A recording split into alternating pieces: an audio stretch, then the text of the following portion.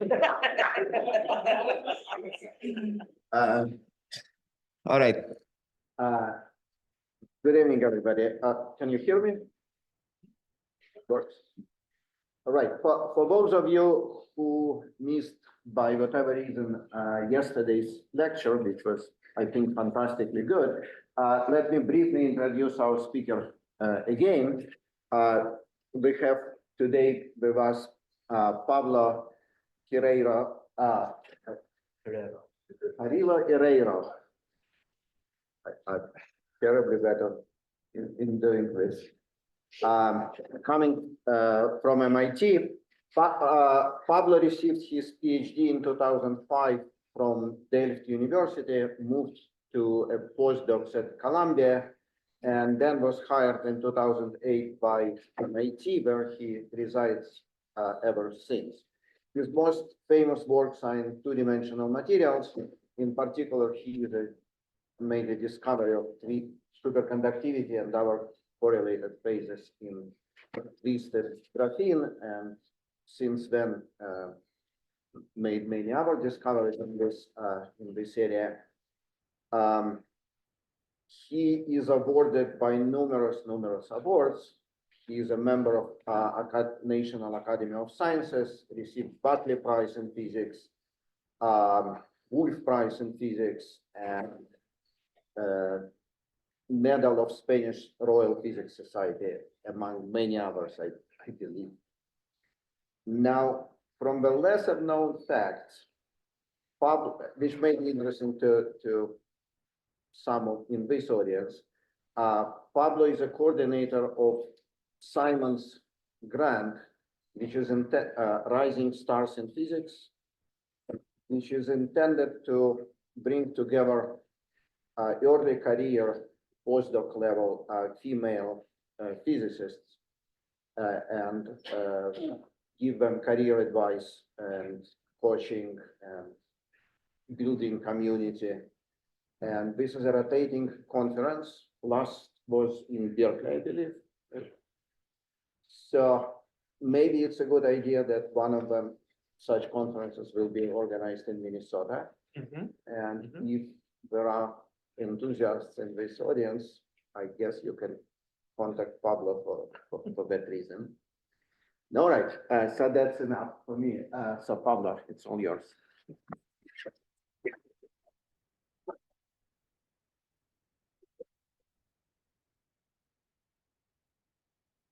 Thank you very much, Alex, for the introduction. It's really great to be here. I had a wonderful time yesterday at the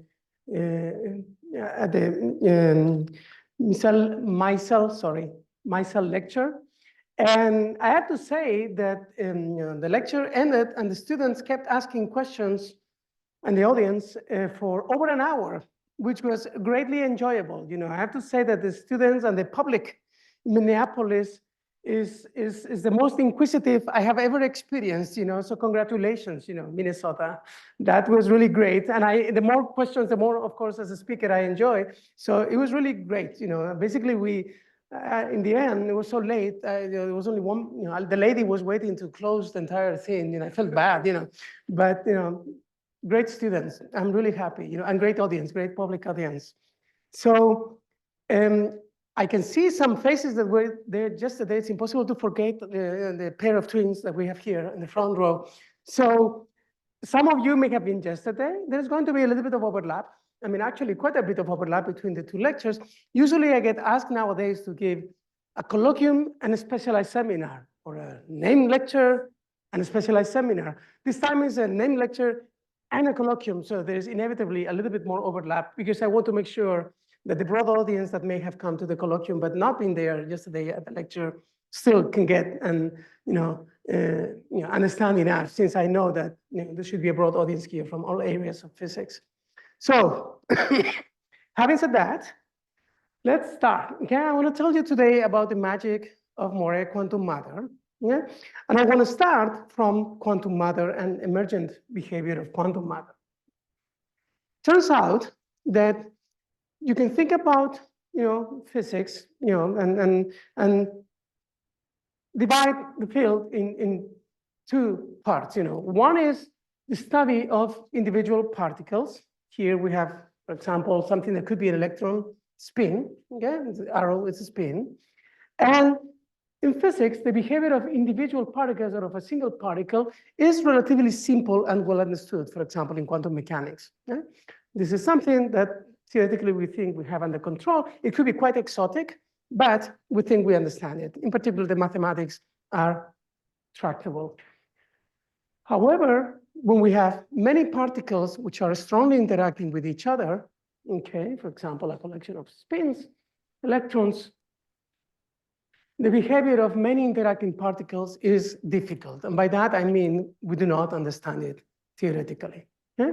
This is a problem which is very complex, that you have to make many approximations to deal with the problems, and they're not always the appropriate approximations. Okay? You could think like, well, we have the equations, the basic equations of physics, why don't we solve on our computer? Turns out to be very difficult to solve this because of the exponential complexity of these systems as you increase the number of particles. So we cannot solve these problems for more than a dozen or so particles. Yeah? Certainly not for 10 to the 12, 10 to the 20 particles as we have in physical systems.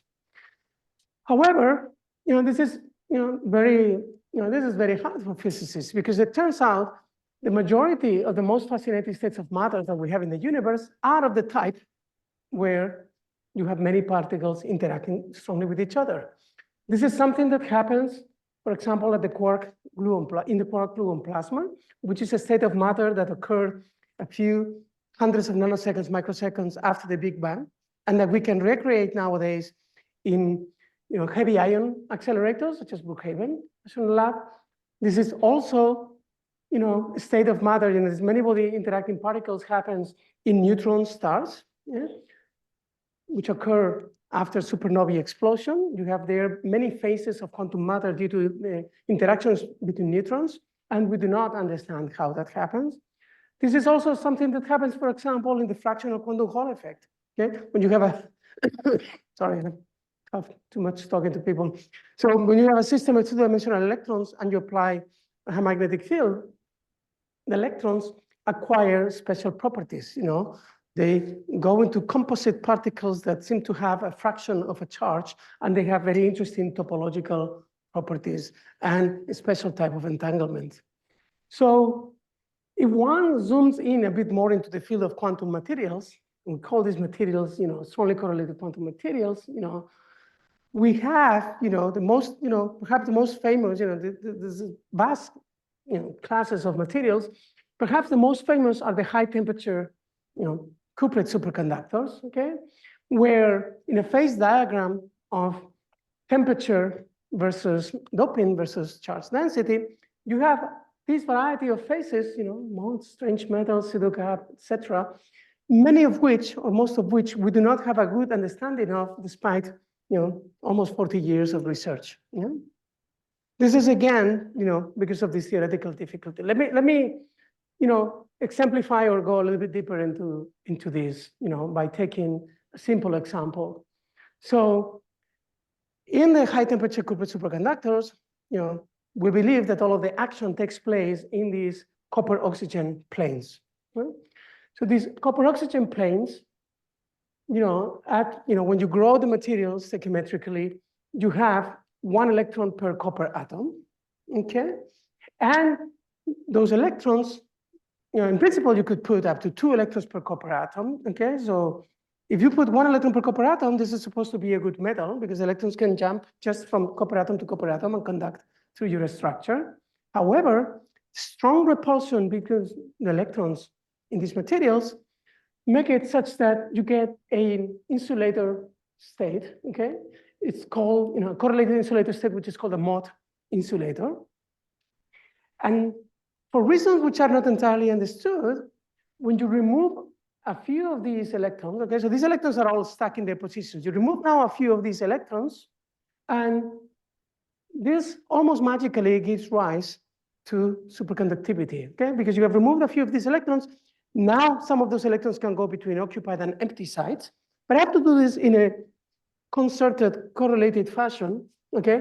And somehow this gives rise to superconductivity at very high temperatures.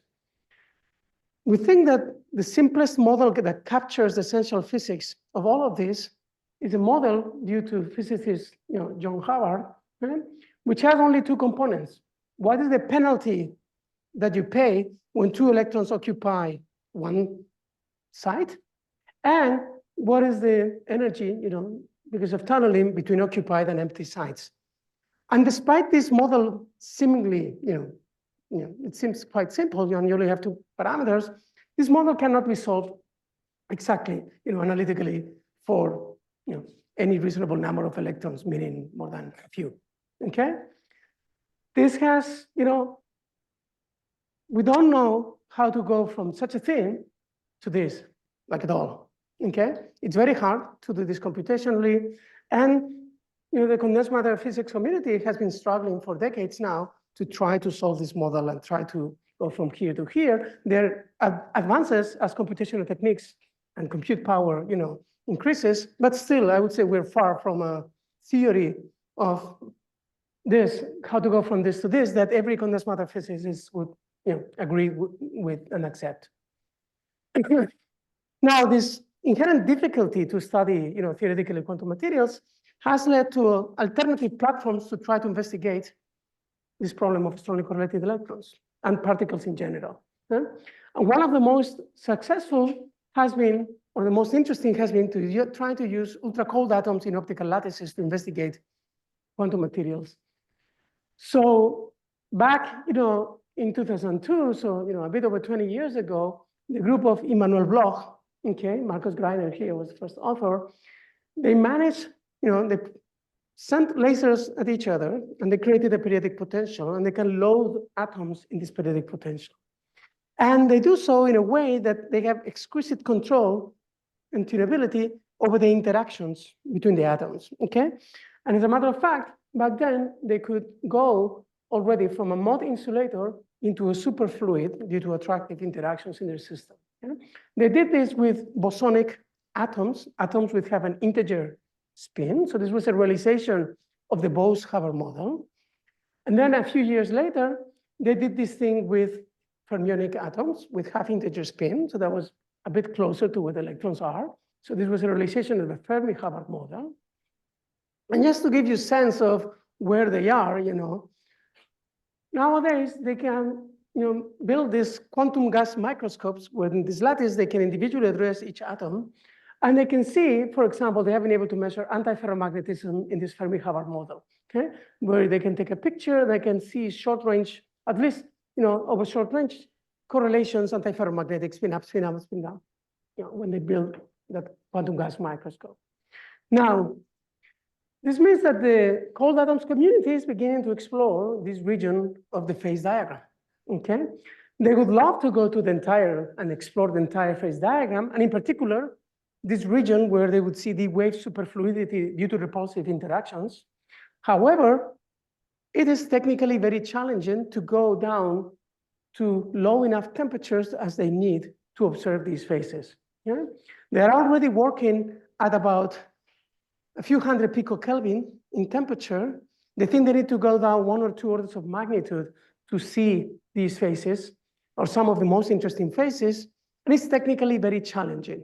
Okay, there is no fundamental physics, obstacle to reaching those temperatures. It's just technically very challenging, and because of that, progress, is not proceeding as fast as they would like. Yeah? So we have these two traditional platforms, to study strong interactive physics and topological physics. First of all, quantum materials with a typical lattice scale of an angstrom and a few angstroms. We have thousands of these materials. We have relatively little tunability and control over an individual material. Typically, if you want a new phase, you have to grow a new crystal with a different chemical composition, and so on and so forth. Right? But we have plenty of behaviors here.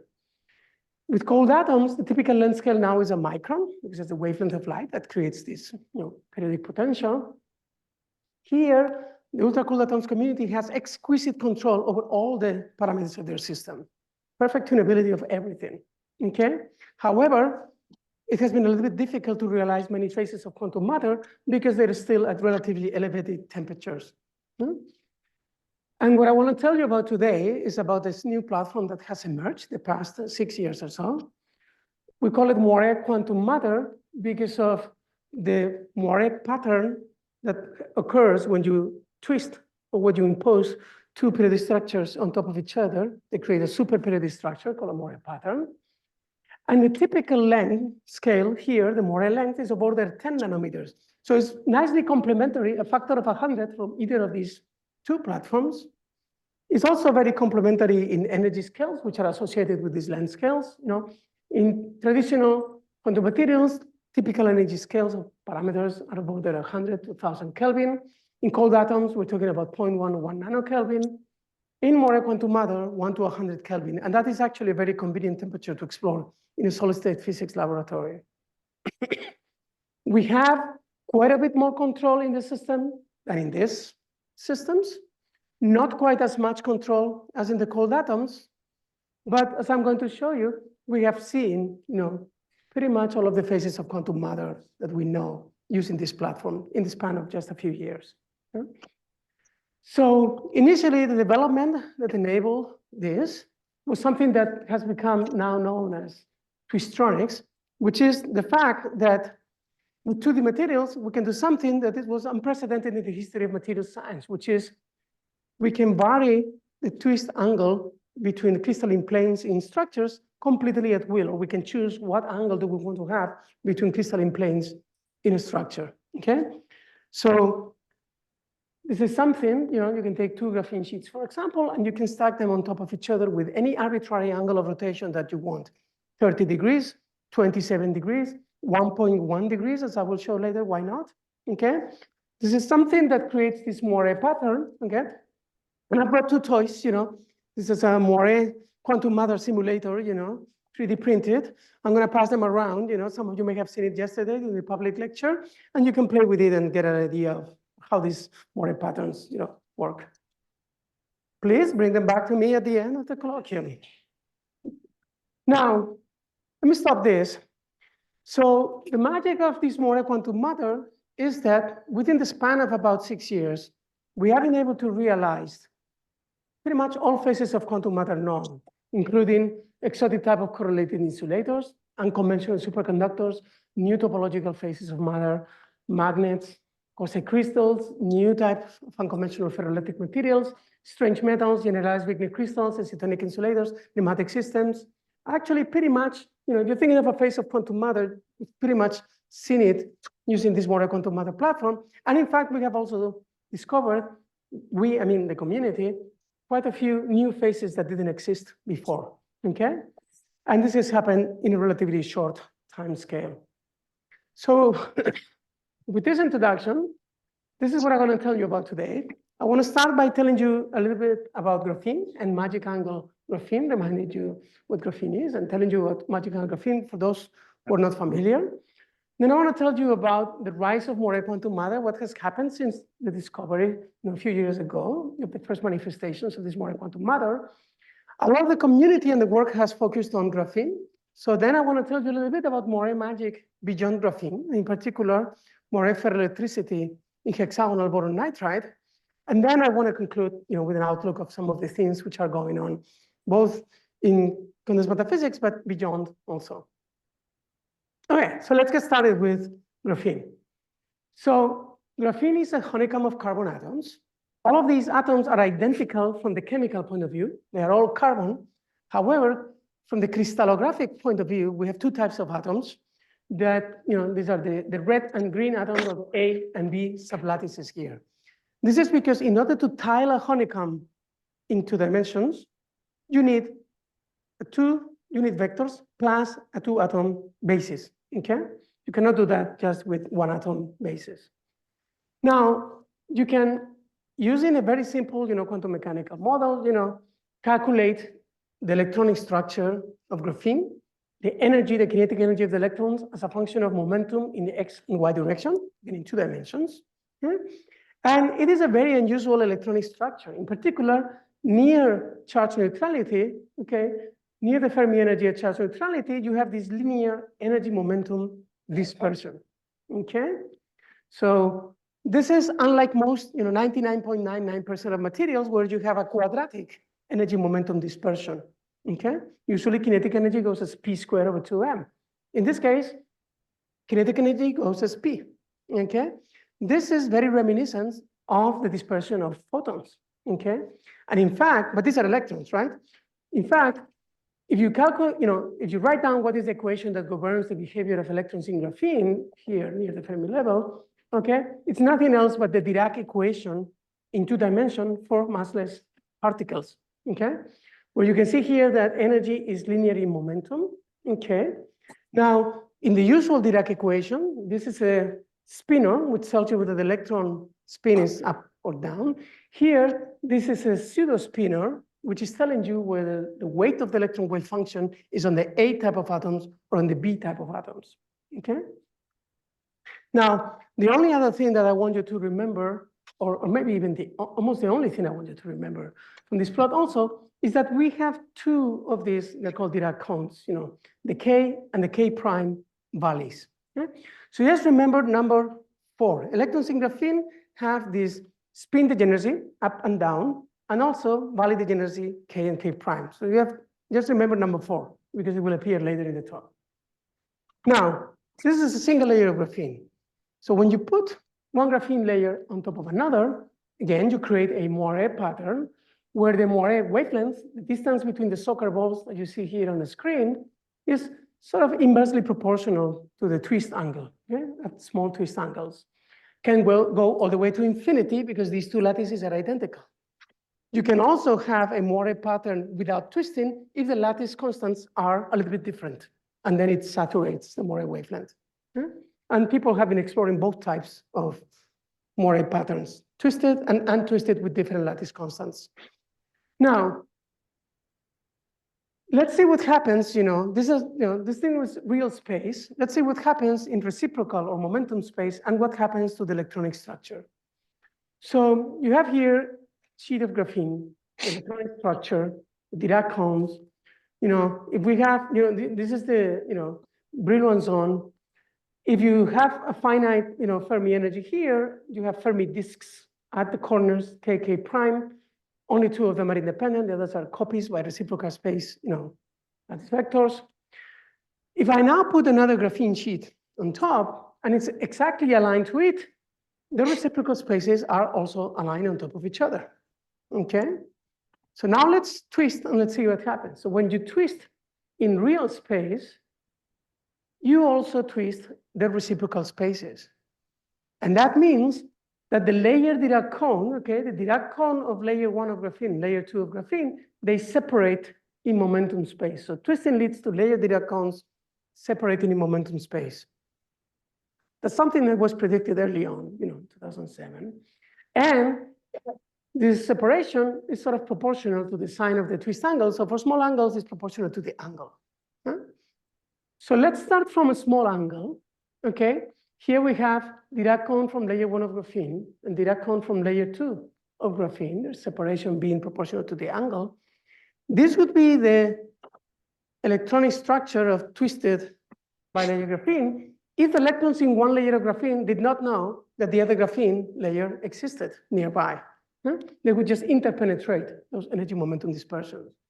However, because when we put graphene on top of graphene, these layers are only 3 angstroms apart, the electrons in one layer are very much aware that the other layer exists. In fact, they can tunnel between the 2 layers, okay? And the tunneling leads to a gap opening in that region at that crossing point. Okay? So this interlayer tunneling W leads to a gap opening there. That means that this is identical, this is or completely analogous to bonding anti-bonding states in a hydrogen molecule. This is bonding anti-bonding bands in a giant graphene bilayer molecule, okay? Now, as you can see here, this band repulsion pushes one band towards a bit lower energy. And now, if we decrease the twist angle, these Dirac cones are going to get closer and closer and closer to each other, and at this crossing point, the band's going to get pushed towards lower and lower and lower energy, such that at some point, you reach, when this interlayer tunneling is of the same order as that energy of this crossing point, you push one band all the way to 0. Okay? We say at that point that a flat band condition has been reached, and at an angle that was coined by Mr. Sir McDonald, the magic angle. It happens to be 1.1 degrees for graphene on top of graphene. It depends on that interlayer tunneling. Yeah? Now, I should mention that at the level of single particle physics, it was a single particle physics prediction. There was also very interesting work by the group of Eva and Ray at Rutgers University doing scanning tunneling microscopy measurements, looking at features that appear at that energy. They're called Van Hoff singularities, and seeing that those features indeed go towards 0 at an angle which is about this. Okay, and there was also very interesting work by Suarez-Moret and collaborators on predictions of these flat bands. Okay? So there was already, about 14 years ago, very interesting single particle physics, theoretical and experimental work on this structure. Yeah? However, this then lay dormant, so to speak, for a few years. Now, this is a cartoon. Yeah, this is an actual calculation of the electronic structure of magic angle twisted bilayer graphene, energy versus momentum. These are the flat bands. As you can see, they are not perfectly flat. They have a little bit of dispersion, but they are much flatter, okay, orders of magnitude flatter than the original graphene Dirac cone dispersion.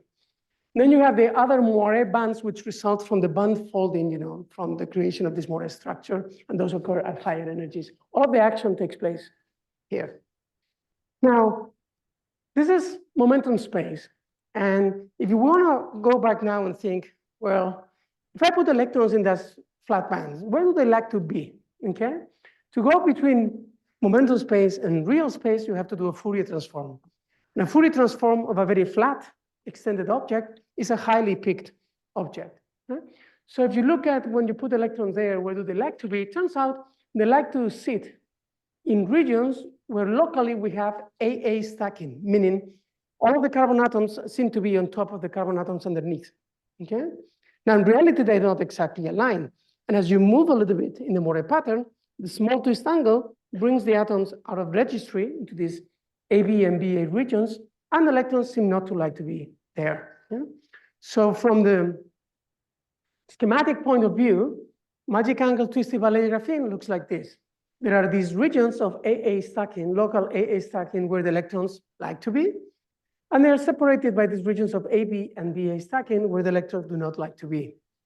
In a slightly more realistic schematic, magic angle twisted bilayer graphene looks like this. We have these regions of AA stacking where I have shaded them here in yellow.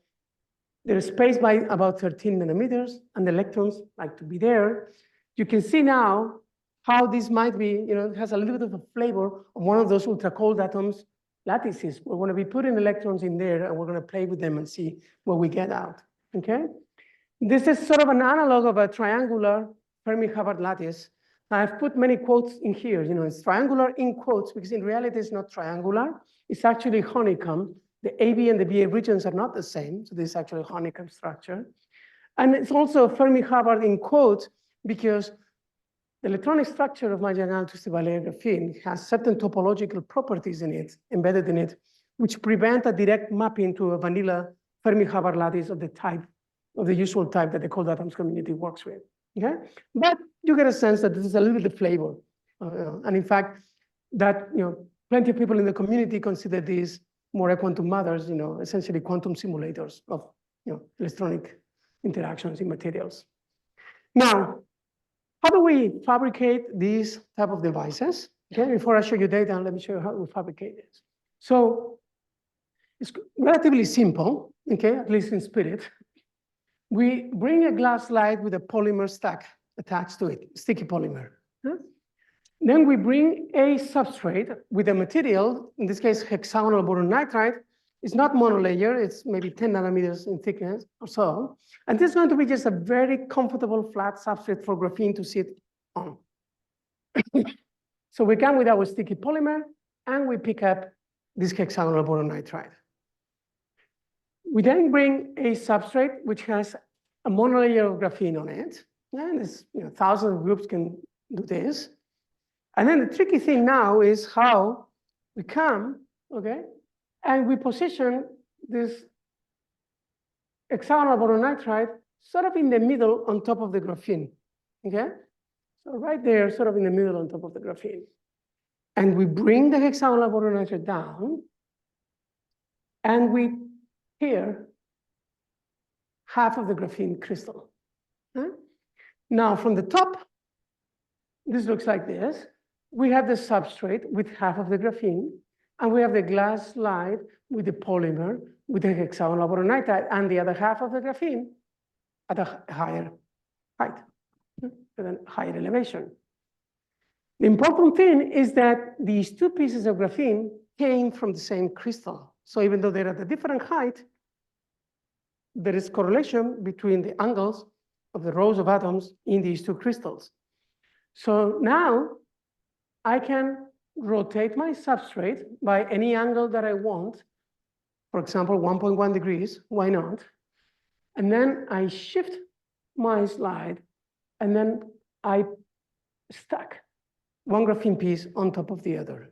And in fact, I pick it up. And then I continue doing nanofabrication. Okay? Amazingly, this produces these two sheets of graphene, twisted at 1.1 degrees with a pretty high degree of regularity and in perfect contact, so the electrons can tunnel between the two graphene pieces and realize that they are in this Moiré structure. Okay? So this is something that any high schooler can learn in a couple afternoons in the lab. But as I was talking today to Kewang, he said, just doing it, learning how to do it is simple. Mastering it is actually very difficult. And indeed, it's not that simple and requires typically years of expertise to do this very good, okay? You have, the way you can think about it, we have to actually take a plastic wrap, the type that you wrap sandwiches, put it here flat without a single wrinkle, cut another piece, put it on top at 1.1 degrees everywhere and without a single wrinkle anywhere, okay? Because if you have an angstrom separation between the two sheets, that's it, it's gone, okay? So this actually requires quite some dexterity. So we end up with a device which looks like this. We have twisted bilayer graphene. It is nicely encapsulated in hexagonal boron nitride, which is a very comfortable substrate, which keeps our graphene pristine. We contact the graphene, the twisted bilayer graphene, with source and drain electrodes so that we can apply a voltage and measure the current that flows through the structure. And very importantly, we have a metallic plate, a gate electrode nearby. The twisted bilayer graphene and this metallic plate electrode form two plates of a parallel plate capacitor, so that if we apply a voltage to this gate electrode, we can vary the charge density in the plates of the capacitor, in particular in the twisted bilayer graphene. Okay? So we have electrical control over the charge density in this Moiré structure. Now, before I show you data on magic and graphene, let me remind you or show you what graphene conduction looks like. Yeah? Regular graphene, monolayer graphene, if you look at the conductivity as a function of charge density, yeah? If your Fermi energy is deep into the valence band, you have lots of holes, and you can conduct electricity very well. If your Fermi energy is deep in your conduction band, you have lots of electrons, and graphene conducts very well. If your Fermi energy is at the charge neutrality point, near the Dirac point, you have few charge carriers and you conduct poorly. So as a result, the conductivity of graphene versus charge density has this V shape, and that has been measured by hundreds and hundreds of groups, very well characterized. Now, let me show you what happens when you measure conductivity in magic angle twisted bilayer graphene. So these are data of the conductance, okay, as a function of charge density in magic angle twisted bilayer graphene. You can see that near zero, near charge neutrality, it has this V shape that is very reminiscent. It remembers that this is made out of graphene after all, okay? But then you see there's up, down, there's a lot of stuff going on, okay? So what's going on? Let's go back to this diagram. Okay? This is again the electronic structure. Remember that I will tell you that number 4 would appear again, okay? So it turns out in these flat bands, starting from charge neutrality from 0, you can completely fill the band, populate all of it by adding 4 electrons per Moiré unit cell, or you can empty it's half occupied, you can empty it by removing 4 electrons per Moiré unit cell. So in total, you can put 8 electrons per Moiré unit cell in this flat band, okay? And that 4, remember, comes from spin, from Bali. So if I remove 4 electrons, or I add, we say 4 holes per Moiré unit cell, the chemical potential goes here, in the middle of this single particle band insulator state. Because my chemical potential is there, I don't have nearby in energy accessible states for my electrons to conduct electricity, and I have an insulator, the conductance is 0. Okay? This is a single particle insulator. We understand it pretty well based on single particle physics. In reality, it's a bit special, and interactions also play a role in how this behaves. But let's say to 0th order, we understand it based on single particle physics. The exact same thing happens if we now add 4 electrons per Moiré unit cell, starting from charge neutrality. Our chemical potential goes there, middle of a band insulator, single particle physics. That's all well understood. The funny thing, the interesting thing is what happens when we add 2 holes per Moiré unit cell. When you add 2 holes per Moiré unit cell, your chemical potential is in the middle of a flat band. A flat band is a band with a very high density of states. This should be a highway for electrons to conduct very well electricity, okay? However, if you look at the conductance, it's 0. This is an insulator state. Yeah? The system has become insulator because of the strong correlations between the electrons in the system, prevents them from conducting, even though they are under ideal metallic conditions to conduct very high density of states. Same thing happens if you put 2 electrons per Moiré unit cell. Your conductance is 0, even though your chemical potential is in the middle of a band, and there are many nearby electronic states in single particle physics that are available to conduction, okay? So that was a big surprise. And this type of behavior only occurs when your twist angle between the 2 graphene sheets is very close to 1.1 degrees, okay? 1.1 plus minus 0.1 degrees, okay? That's sort of tolerance for this type of behavior to be observed.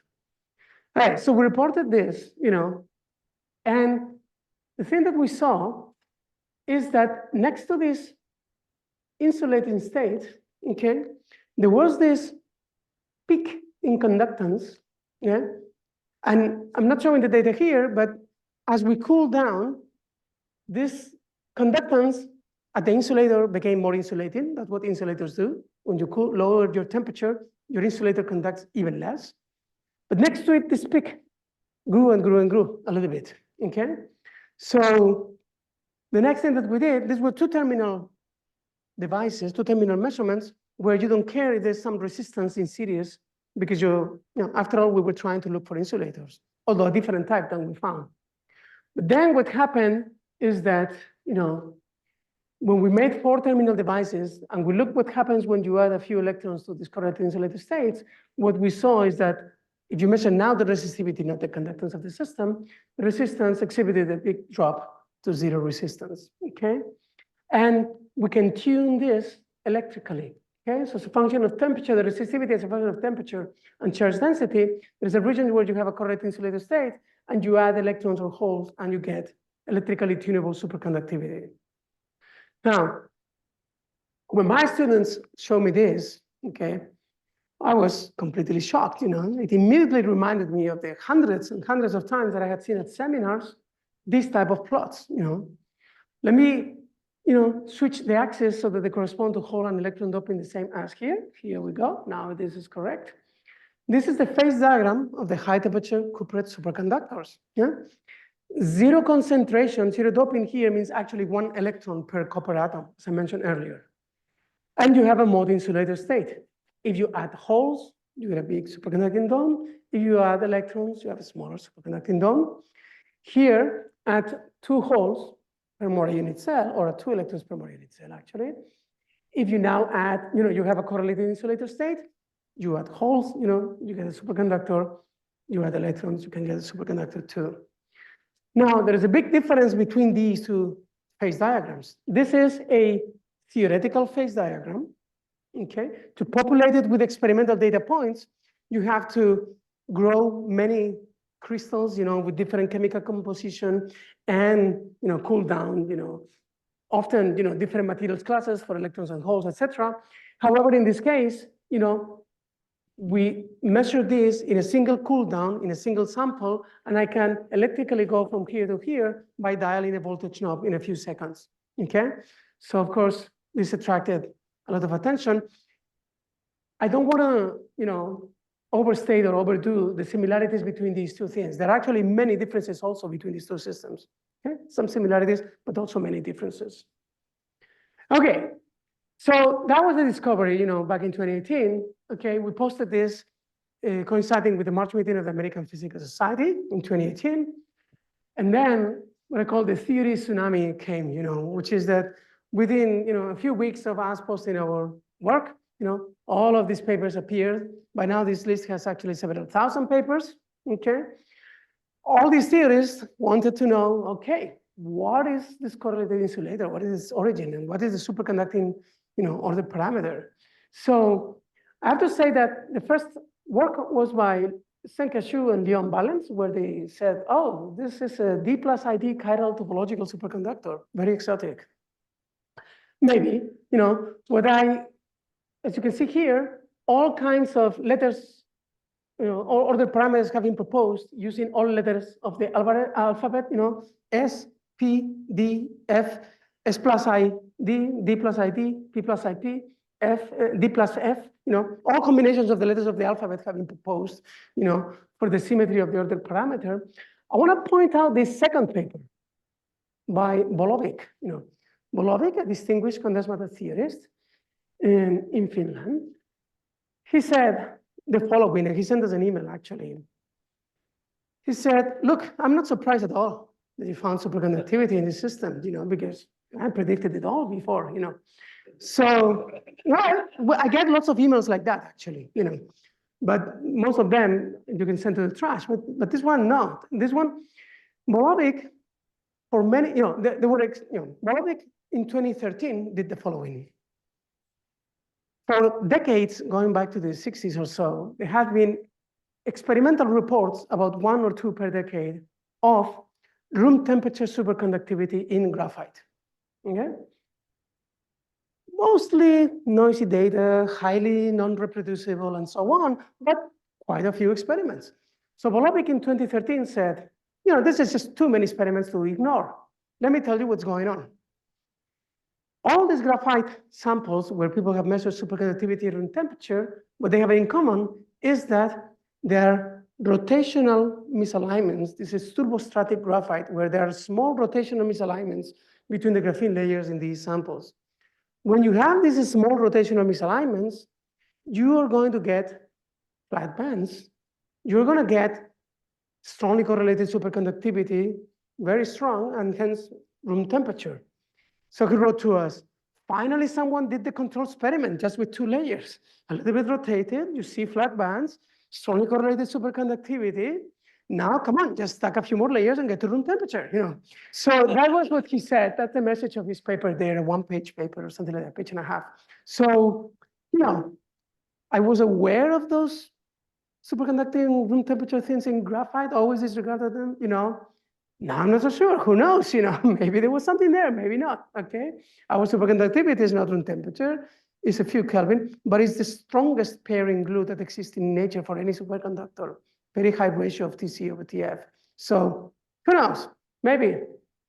Okay, now, perhaps more important than what has happened theoretically since the discovery is what has happened experimentally. So we published our paper officially in April 2018, and then many things have happened since. The first thing is that we have reproduced our own results. Believe it or not, that doesn't always happen, so it's good when it happens, when you're able to reproduce yourself, okay? So we have measured many, many more devices. Actually, this is by now pretty old. We have now hundreds of devices. And we're starting to plot things such as critical temperature as a function of twist angle, this new parameter, that we have in condensed matter physics, okay? And it is actually a dome with about a peak at about 1.08, 1.09 degrees.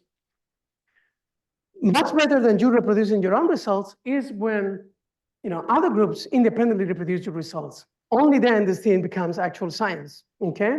And this is very good that our results have been reproduced and extended in very interesting directions by many, many dozens of groups around the world, okay?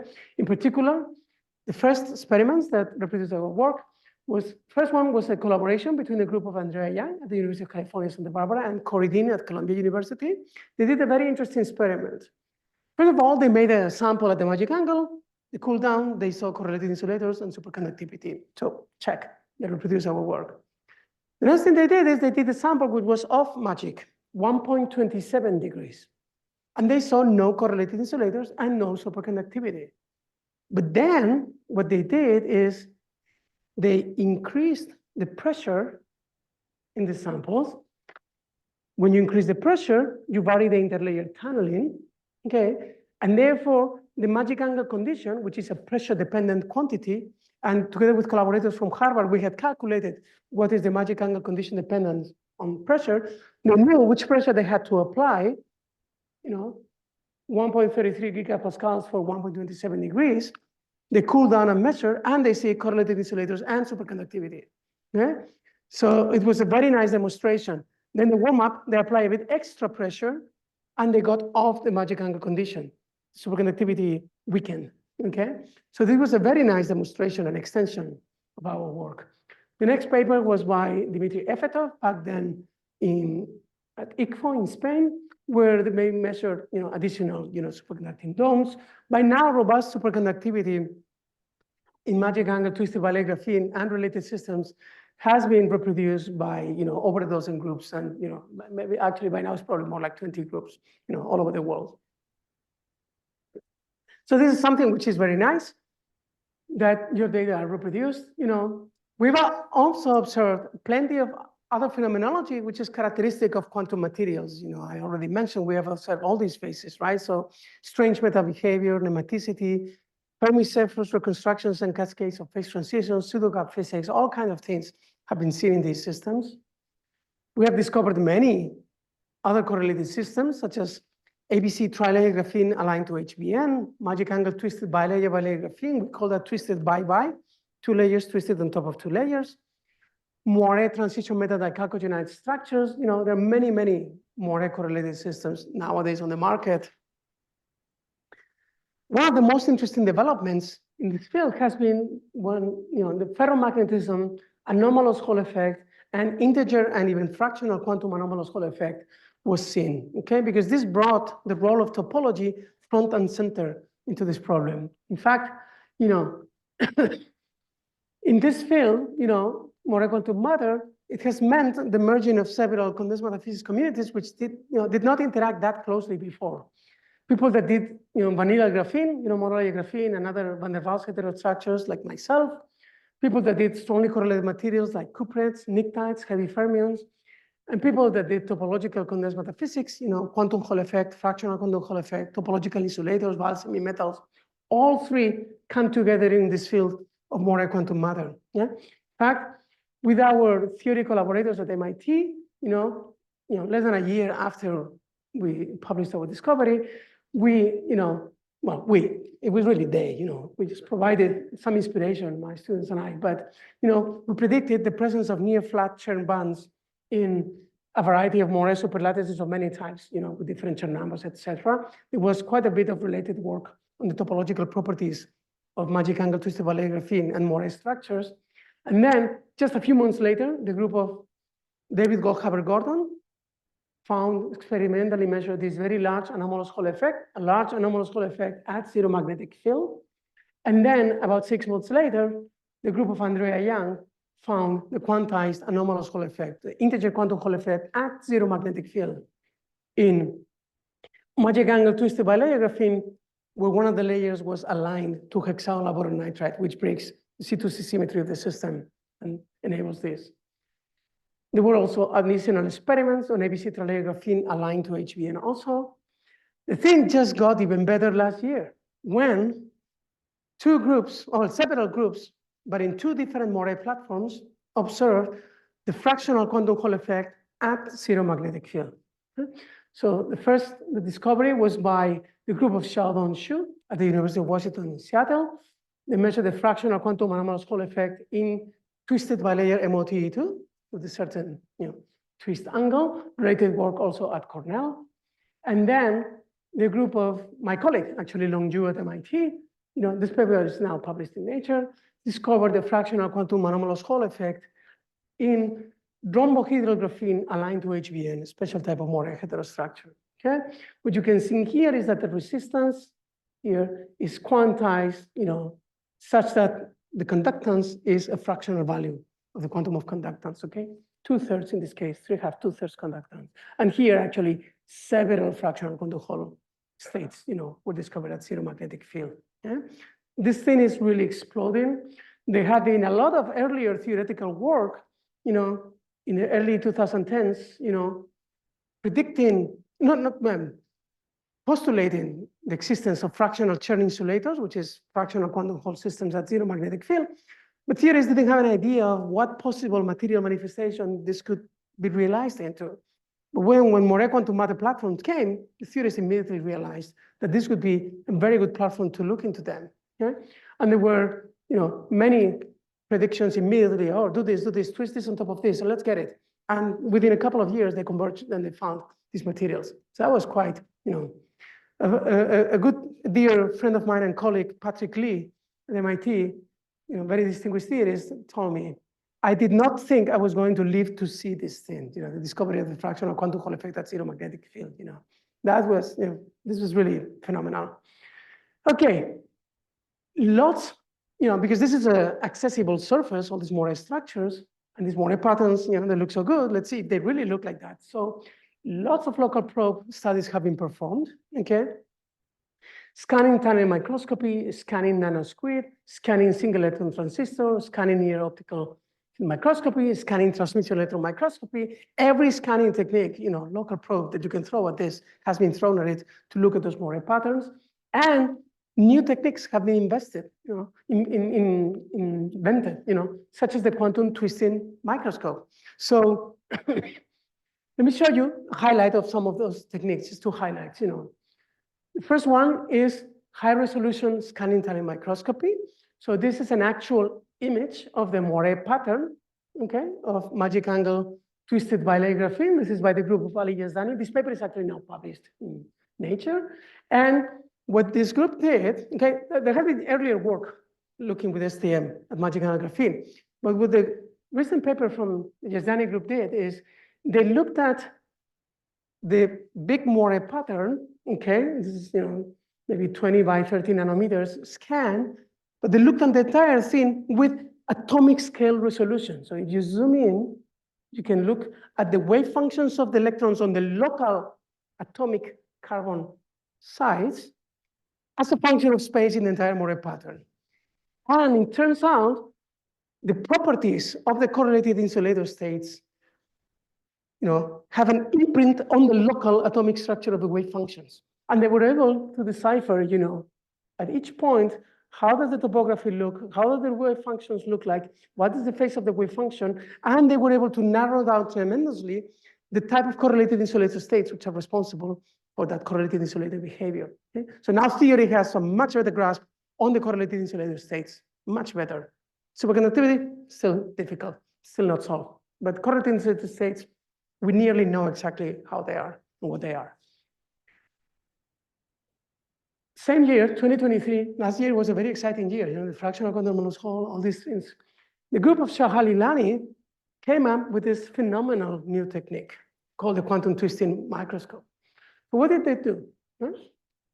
In the devices that we make, we can choose any angle that we want, but it's fixed once we make it, okay? If we want another twist angle, we have to make a new device. So the group of Shah-Halilani came up with the following trick. Why don't I have the following structure? I have one graphene sheet on a substrate, and then I'm gonna mount my other graphene sheet on top of an atomic force microscope tip. And I'm gonna bring this atomic force microscope tip on top of my graphene substrate. I'm gonna put them in contact, and I'm gonna do this and rotate it. And amazingly, you don't destroy the structure or anything. This thing is very robust, and now you can measure the electronic properties as a function of twist angle, where you twist the angle in situ there, okay? So this allows to do many experiments and many modalities, but one thing that it allows to do is to map the electronic structure as a function. In this case, the rotation angle is not actually the twist angle. I mean, it's rotation angle, but you should read this as actually momentum, okay? So you can do the same type of experiments that you would do in ARPES, in angle resolved photoemission spectroscopy, except that you do it with 3 orders of magnitude better energy resolution. You can do it at any temperature, and you can do it in the presence of a magnetic field, which you cannot do ARPES with magnetic field. So this was tremendous. This is showing the electronic structure of twisted bilayer graphene, not magic angle. They couldn't do magic angle then, but I think they will get there very soon. But of twisted 2.7 degrees twisted bilayer graphene, and this is the theoretical results, and this was phenomenal. And everybody is building quantum twisting microscopes around the world, because it's a very nice technique. We will also be able to image, and to do research on what I call the next generation Moiré Quantum Matter. Okay, Moiré Magic 3.0, so 2 layers was 2.0. Now we have 3.0, 4.0, 5.0. Okay, so a few years ago, my group and the group of Philip Kim, we published back-to-back papers on the archive with the discovery of superconductivity in magic angle twisted tri-layer graphene, so 3 layers, twisted in an alternating fashion with an angle which is a little bit different. It's not 1.1, it's 1.57 degrees. Turns out to be a phenomenal superconductor, an even stronger superconductor than the bilayer case, and much more tunable. Okay, and this has generated an enormous amount of interest. And then the following year, 3 groups, as you can see, competition in this field is very high. Papers always appear in groups of 2 or 3. The group of Stefan Natch-Perch, my own group, and the group of Emmanuel Tutuk, we published, the discovery of superconductivity in magic angle, tetra and pentalayer, 4 and 5 layers graphene. Okay, so now we have a robust family of superconductors. We have at least 4 members. Okay, actually by now several more. So it's a pretty decent sized family by today's standards. So now, let me, in the last 5 minutes or so, tell you a little bit about, or 10 minutes about Moiré magic beyond graphene, Moiré ferroelectricity in bilayer hexanoboronitride. So we have all these phases, of quantum matter, and one which was a little bit tricky to find was ferroelectricity. But let me show you what we did. Order doesn't like 2 dimensions, and as a result, 2-dimensional ferroelectrics are very rare in nature.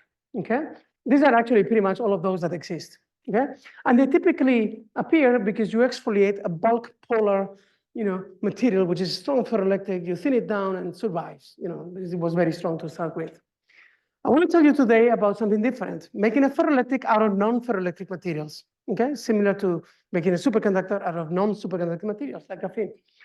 And we're going to use hexanoboronitride, which in the bulk is a centrosymmetric material where the layers are stacked on top of each other, alternating 180 degrees, okay?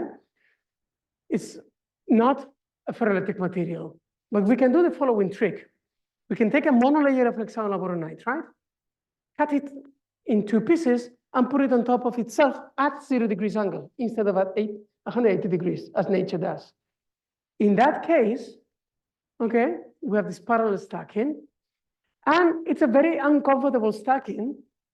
So the material decides to switch into one of these 2 configurations, AB stacking or BA stacking. And they happen to have opposite electric dipole moments, these 2 configurations. So if you can switch between them, you have a switchable electric dipole moment, in your structure, and you have therefore a switchable ferroelectric. Right? And indeed, that's what we did. Okay, we built structures where we have this parallel stack boronitride. We put a graphene layer on top so that we make a graphene ferroelectric field effect transistor where the conduction through the graphene is going to depend on the polarization of the ferroelectric underneath. Right? So we did that, and indeed, if you measure the resistance, ourselves and 2 other groups did this at the same time. If you measure the resistance as a function of electric field, you have, remember, graphene conductivity is V-shaped, which means resistance is peak shape. So the resistance exhibits this, peak shape, and if you trace back the electric field, there is a hysteresis, because of the switching of your ferroelectric. You can do this continuously as a function of this dual gate geometry, and you can see that you go and you switch, then you trace back and you switch at a different point.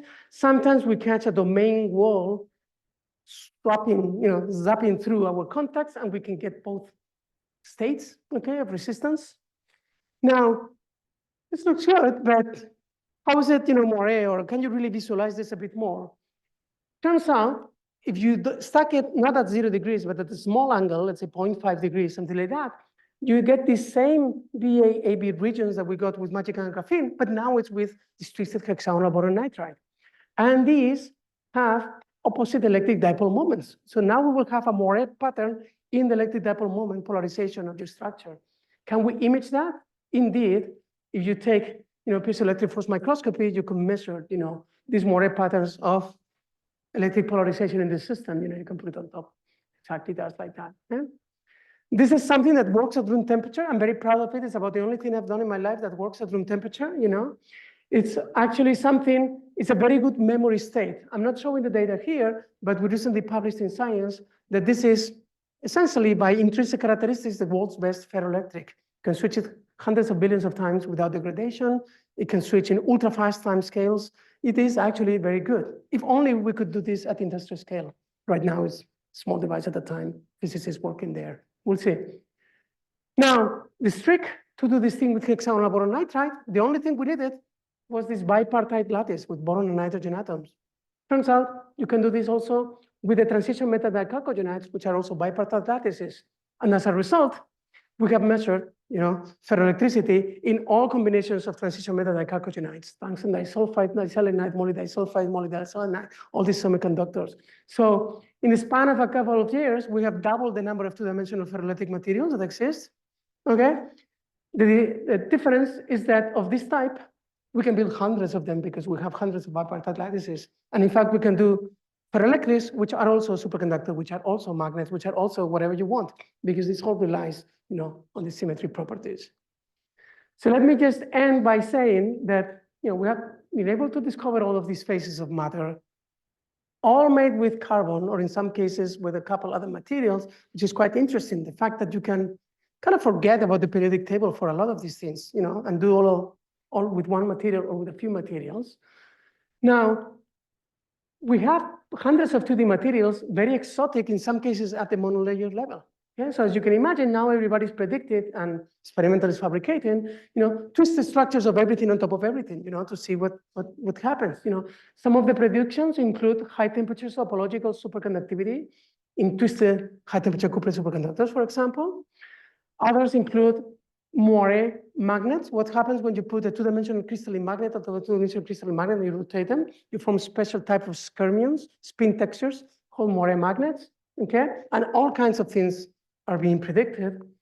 And so far I've been telling you about twist electronics, but you can go beyond twist electronics. Our cold atom friends are now starting to form Moiré and twisted cold atom lattices. Started with theory, but now Chinese group, recently reported the first twisted cold atoms lattice, okay, trying to mimic what happens in twisted systems in condensed matter. The trick of the high density of states and slowing down the velocity, the Fermi velocity of the electrons, works with phonons too. So you have Moiré and twisted phononics, okay? You can actually do this at the level of microscopic phonons or macroscopic vibrating plates, and you can slow down tremendously the speed of sound. You can imagine many applications that could be part of this. People are doing also Moiré and twisted photonics. It turns out if you twist optical lattices, you can slow down tremendously the speed of light. Okay, and slowing down the speed of light can be very useful for all kind of nonlinear optical phenomena. So in fact, the Department of Defense have huge programs now on this, because of the great applications that they envision for this. This is the fastest growing topic outside the electronics part, But, we can even do more, and this will be my last slide. We can do Moiré and twisted electrochemistry and catalysis. Turns out those regions of A stacking where electrons happily sit, they have higher chemical reactivity than other regions in the Moiré pattern, and people can look and do chemistry on the local scale doing this. Okay, and the group of Pablo Jarillo-Herrero has already experimental data on this. Theories predict that these Moiré metals could be great for catalysis, much better for hydrogen evolution reaction than for hydrogen generation than other catalysts.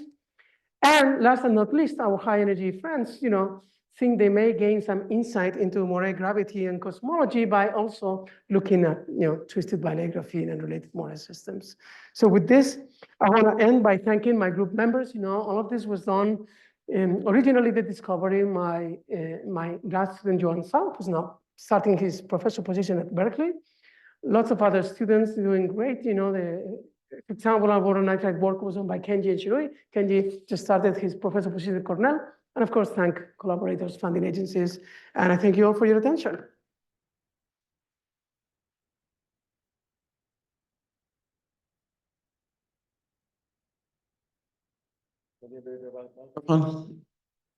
Yes, can you do a bit more?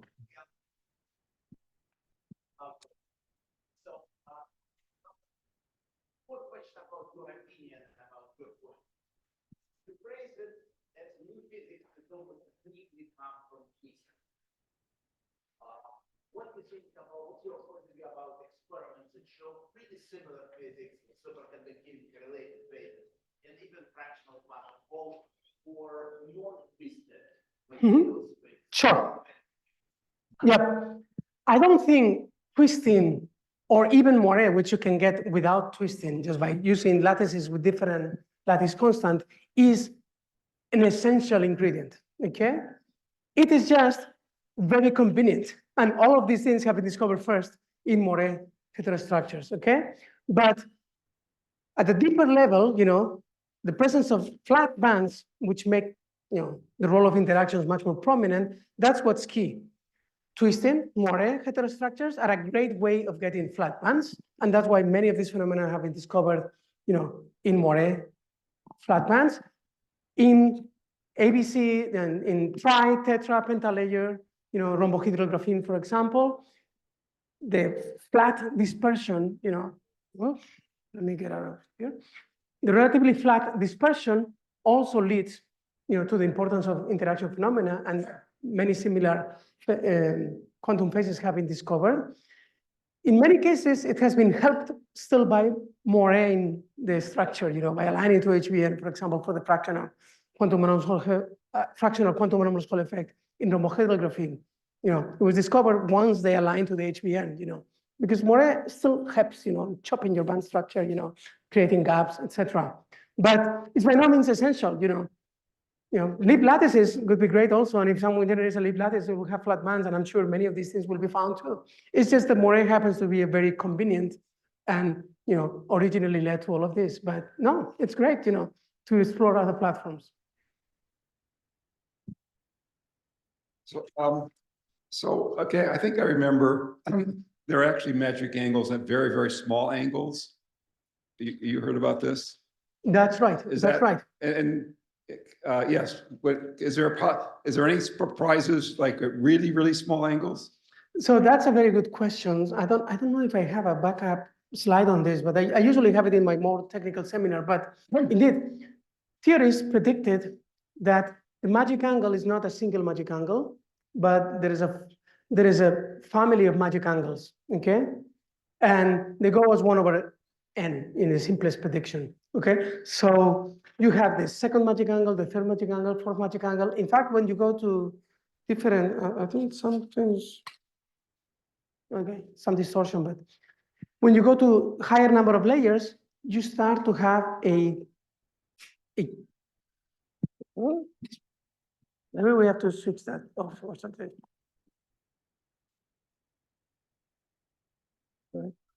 Okay, so yeah, I have to zoom by that. So you have a hierarchy, like branches of a tree of magic angles. For 5 layers, you have the first magic angle, the second magic angle, the third magic angle, but you also have the first magic angle, the second magic angle, the third, all of them with different topological properties in the electronic structure, okay? So we have explored only one branch of this tree, but there are many, there are tons and tons of branches, and the community still has to experimentally investigate them. Let me finish. There's a mathematician who's exploring complex magic angles. You heard of this? Complex magic angles. This is all very complex, but I'm not sure I can twist a complex angle on my 2 graphene sheets. But I would love to hear, how to try. Yeah.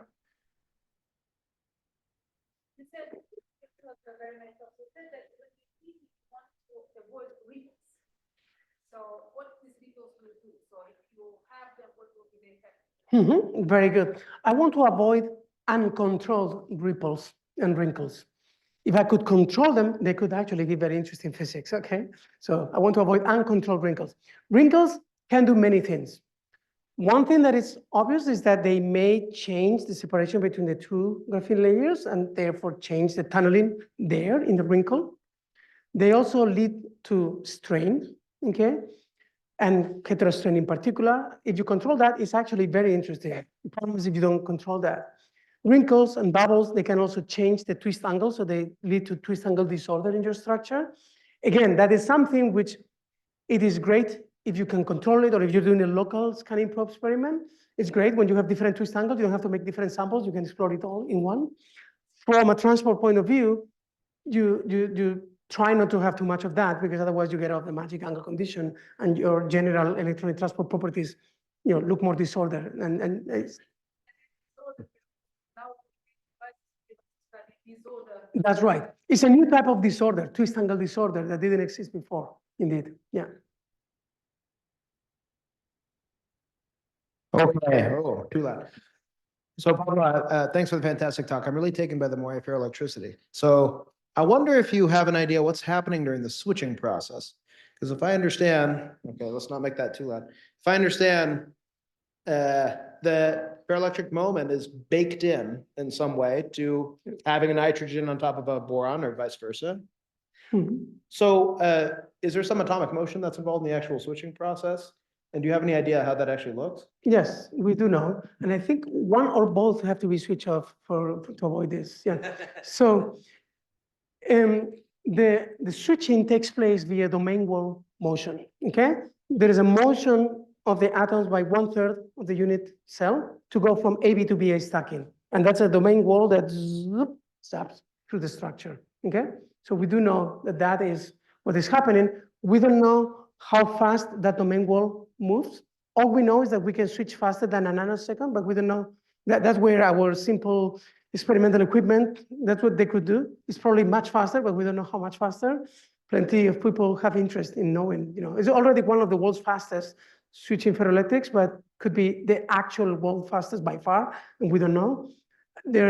We don't know exactly, especially when you have a twist angle, how that leads to, to the deformation, because there you have a topological node now that you cannot get rid of, So those triangles actually breathe in and out, but they cannot disappear, because you have the topology of the structure.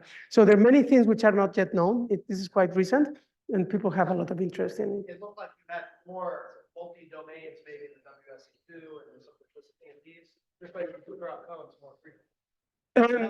No, that just depends on the accuracy of your twist angle, You can make, it's actually, the images are very beautiful because, if you make them with a little bit of strain, you can have these triangles that do all kinds of things, which are actually quite visually aesthetic, but this all depends. If you have a single twist angle, then it's a very regular pattern of triangles. That's why I showed it there. Yeah.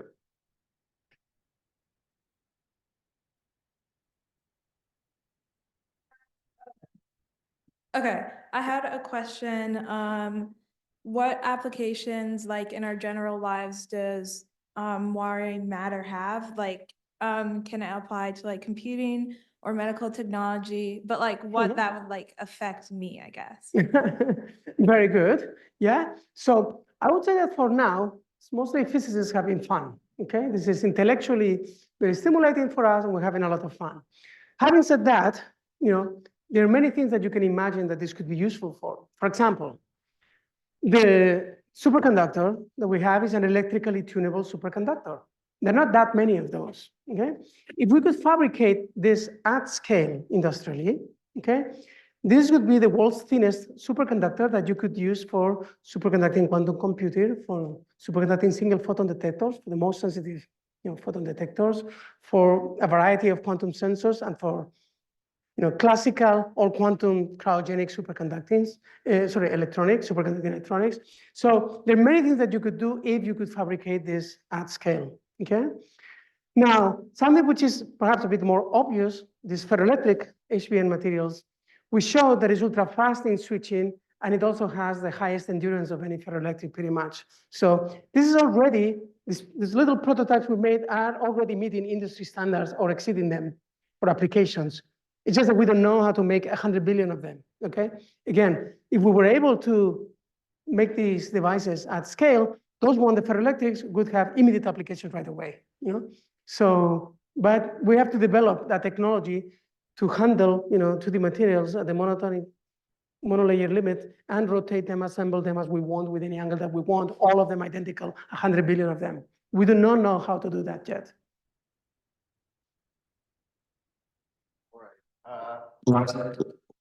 Last one, please. Our speaker has a flight to catch tonight, so we need to let him go. Yes, please. What you just said about 2D layers with chiral carbon nanotubes. So I'm not sure in what direction you mean, but nanotubes, which are like a graphene sheet wrapped into a cylinder, they have chirality. Okay, in a single layer nanotube also already rotates like this. And many people have told me, oh, have you tried to make a double wall nanotube where the one layer with respect to the other is, they can be both rotating, but the rotation angle of one with respect to the other is 1.1 degree, like to make a magic angle double wall carbon nanotube, okay? No one has done that experimentally, but it's a very good idea. And there are theory papers already predicting what happens in 1D with magic angle double wall carbon nanotubes or magic angle graphene nanoribbons, twisted on top of each other. So things could be quite interesting. I don't think the chemists that grow these chiral nanotubes and double wall nanotubes have managed to grow these particular angles, and so on, but I think it's quite interesting. All right. Thank you, everybody. Let's thank Pablo.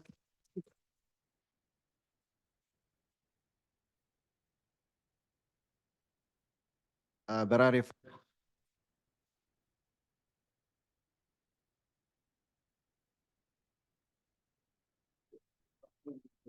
Come in a sec. That was fantastic, and thank you very much. Thank you. It was great. Great to visit. Great talk. Thank you. Thanks. Yeah. I will not come for dinner. Thank you. I didn't think you